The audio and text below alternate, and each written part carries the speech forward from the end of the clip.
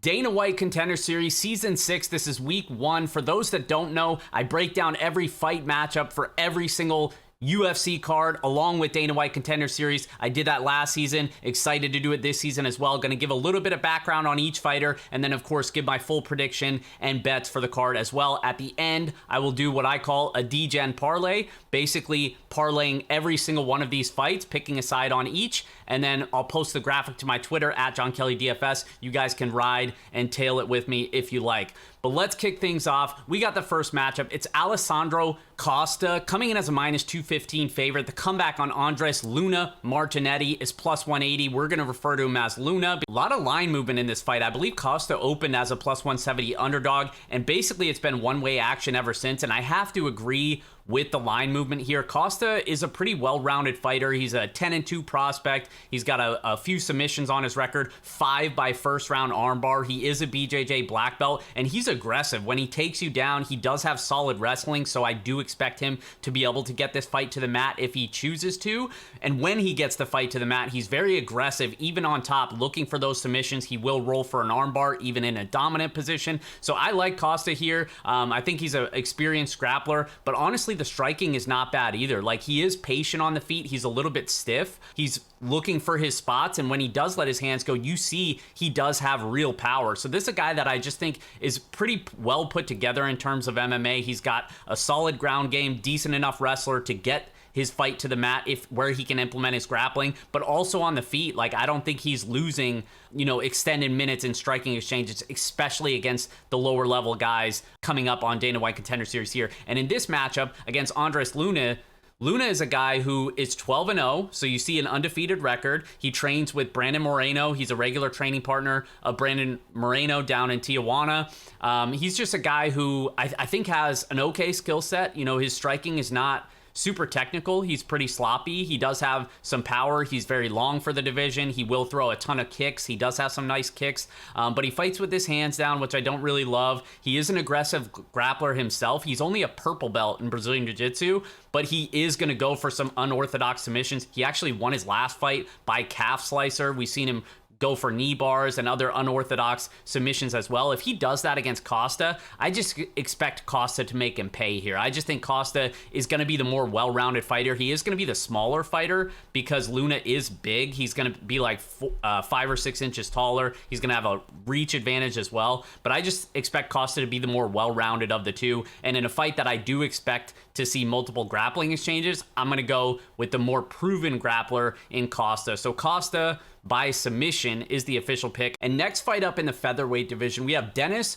Bazooka going up against Calio Romero Jr. And this one, I think I definitely lean the Bazooka side. He previously fought on Dana White Contender Series back in 2020 against Melsik Bagdasaryan. He dropped the decision to Bagdasaryan, but it wasn't all bad. Despite him looking like Bagdasaryan's punching bag for the first 5 minutes or so, he ate a ton of shots, a lot of big body shots, ate a bunch of powerful kicks. Bagdasaryan is super, super powerful. This dude ate every single one of his shots and still kept coming, won the second round. This was actually a 29-28 decision on 2 of the 3 judges' scorecards. So credit to Bazooka because he was able to withstand that early storm from Bagdasaryan and really just kind of get going in the second round. He had a strong second round. He landed 3 or 4 takedowns in that fight. He does have a solid wrestling game. He trains at Serra-Longo in Long Island, New York with guys like Merab Dvalishvili and Aljamain Sterling. He was formerly living with Ally Quinta, so he definitely has the talent surrounding him. I don't think his ceiling is quite that high, certainly not as high as like Costa in the previous fight that I mentioned, but I do think he does have a solid, well-rounded skill set. He's good enough on the feet. He has solid leg kicking attack. He has good enough wrestling to mix in the takedowns. I mentioned multiple takedowns against Bagdasaryan. I don't think he's an all-around stud, but I do favor him in this matchup. And the reason being is because Romero Jr., he trains out of Team Alpha Male. He's 6-1 prospect. 5 of his wins have come inside the distance. But honestly, the level of competition really hasn't been there. I'm not super impressed with this guy's ability. He comes from a collegiate wrestling background, but honestly, I don't think his wrestling is really all that impressive in terms of what he's displayed on his regional tape. So even though he does have the collegiate wrestling background, I just don't don't think he's going to be able to land multiple takedowns against a guy who I think is just all around more powerful and probably a better wrestler in terms of MMA in Bazooka here. And then on the feet, Romero is just super sloppy. He will swing heavy overhand rights. He will swing powerful hooks. But outside of like him being able to catch Bazooka here, which I highly doubt. Bogdasarian wasn't able to get Bazooka out of there. I doubt this guy can. But I really don't think this guy is all that good. So even though I'm not in love with the ceiling of Bazooka, I do think he's the more well-rounded fighter of the two, and I expect him to do enough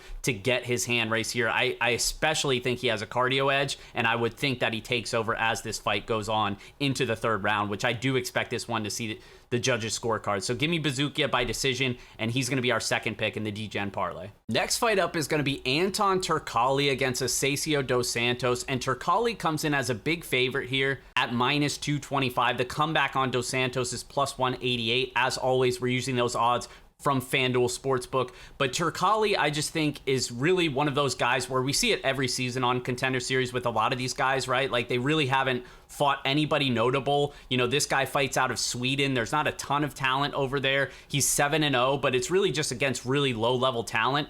And all of those 7 wins have come very early. I think he's had only 2 that reached the second round. Most of them were first round finishes inside the first minute or 2. So overall 7 fights, but he really has 8 minutes of tape out there, and it's really not all that great. Now, saying all of that, I do think the guy has finishing ability. He does have power. I think it was his last fight. He landed this spinning highlight reel knockout, and he won in 13 seconds and just sprinted out of the cage. So it was really funny. But the dude, he seems like a character, definitely has finishing ability. But I think there are red flags and question marks all over with this guy. For starters, he does have 2 submission victories, but I think his grappling is no good. I think anybody with a decent ground game is going to expose him. And then in terms of the cardio, he's entirely unproven. And based on some of his fights where that initial burst doesn't get the finish, it definitely seems like he's huffing and puffing. So I think if you can find a guy that's able to withstand that early blitz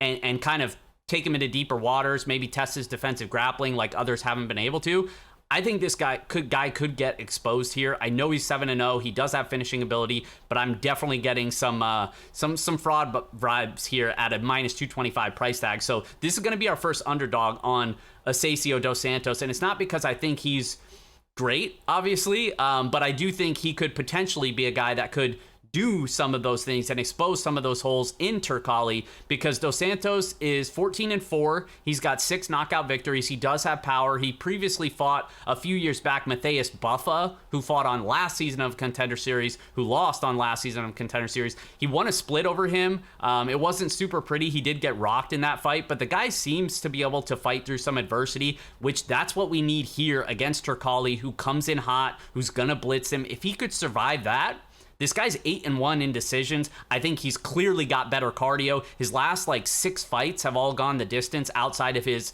last loss, where he had a brutal injury after the first round. So I just think if he could extend this fight, even outside of round 1, I think he's probably a live dog in this fight. So I'm going with the dog here for our DGen parlay, plus 188. I know it's a big price tag, but I just think if he could stay alive in the first minute or 2, then this one's going to get dicey for the undefeated prospect out of Sweden. Next fight up in the bantamweight division, we have Farid Bashar at a minus 225 price tag. The comeback on Willian Souza is plus 188. And this one, you probably recognize the name Bashar because this is the brother of Javid Bashar, who fought on Contender Series last season. He had a nice debut victory in the UFC over Trevin Jones back in March. And this is his brother. He fights just like him, I think. He's relentless with the kicking attack. He's got a strong jab. I don't think he's quite as good as Javid is, but I do think he has a very similar skill set. He's got a good ground game as well. He's got 5 or 6 submission victories. Just a well-rounded fighter. I think he's pretty put together. I don't think he's as durable as his brother is, so that could be an issue here against a guy like Willian Souza, who is 11-1, and the way that his career has gone, he dropped his professional debut. I think he got knocked out there, and then he's rattled off 11 straight victories since then. Good enough to capture the belt over in Jungle Fight Promotion. He's trained with Davison Figueiredo and some other notable guys over there. But I just think Souza is definitely a finisher by nature. You know, all 12 of his career fights have ended inside the first 7 minutes. So this guy's cardio is completely unproven, untested. His defensive grappling pretty untested as well. But he does have knockout power, and he will fight like a guy that wants to get in close. He wants to fight in the phone booth and really just wing combinations and try to hurt you and get you out of there. But on the Bashar side, I don't expect him to engage in that type of a war. I think Bashar, he fights with a good game plan. I expect him to stay on the outside, pump that jab repeatedly, be able to, you know, really the leg kicks I think could be big here for Bashar. The leg kicks, both the Bashar brothers always use the leg kicks, but against a guy like Souza, very heavy on his lead leg, doesn't really check a lot of them either. I expect Bashar to have a ton of success kicking the leg. I expect him to have success with the jab as well. And then the ground game and the cardio. I think if he takes this to the mat, he can wear on this guy and probably find a finish. So give me Bashar by submission. That's the official pick. And he's going to be our fourth play in the DGen parlay as well. Which brings us to our main event in the middleweight division. We have Joe Pyfer, a minus 130 favorite, the small favorite at minus 130. The comeback on Ozzy Diaz is plus 108. And I'm a Joe Pyfer guy. I believe I bet him against Dustin Stoltzfus the last time he fought on Dana White Contender Series. That was back in 2020. You guys might remember that because it was a good fight. He was having success early, landing some big body shots, and then basically went for a guillotine. Stoltzfus picked him up and slammed him, and as he slammed him, he went to post with his arm and just broke his arm, like just snapped it instantly. So obviously it was an unfortunate loss, and he was a big underdog in that fight, but honestly I thought he was winning the round up to that point. So I know that's a little bit of MMA math, but Stoltzfus is, you know, he just had a win